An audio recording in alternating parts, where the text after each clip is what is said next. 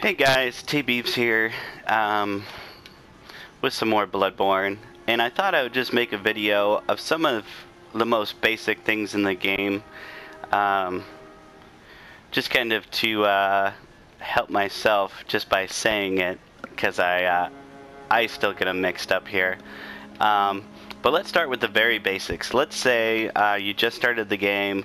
Obviously you wouldn't be naked, but you have some equipment on.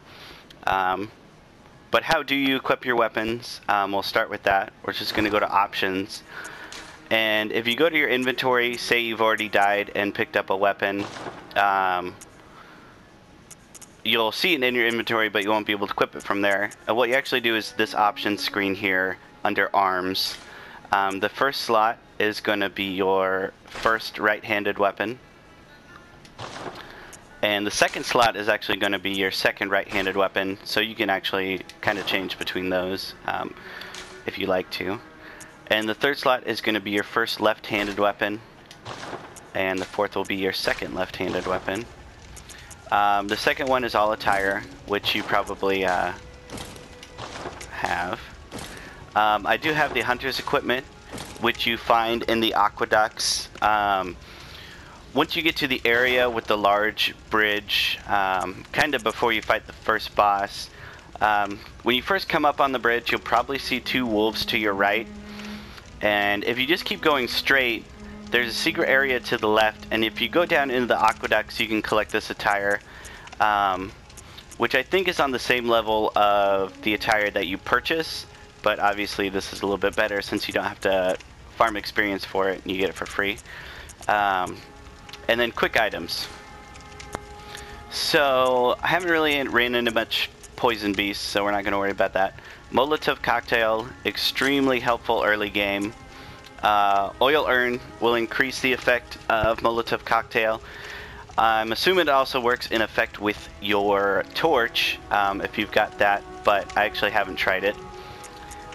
Throwing knives, pebbles will allow you to get an enemy's attention if it's a large group, and you will only get one of those enemies instead of all of them. And let's see. On the second box, so we're gonna use the tiny music box here. And then to scroll through your quick items, you're gonna press down. Don't make the mistake of pushing up. Pushing up will actually sacrifice some of your health for bullets. As you can see, I just got +5 bullets there. Which you can do on accident. While I'm cycling items, sometimes I push up to go back, and you don't want to do that. And then for your left-handed weapon, you push left on the directional pad to change between those. And right to change between weapons on your right hand. And then each weapon will have a special form. For example, my cane sword here, hit L1. It'll go into a more AOE long distance form. And another thing to note, special move I probably haven't really been taking as much advantage of as I should, is if you tap up on the directional pad and R2 for a heavy attack, you will actually kind of do a distance attack that'll help you close the gap between you and enemies.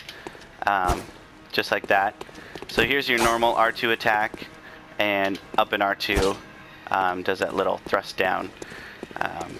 Like I said, should help you close the gap between enemies. And let's see here. To use a item, you press square. I'll just throw a pebble there. And yeah, those are some of the basics here in Bloodborne.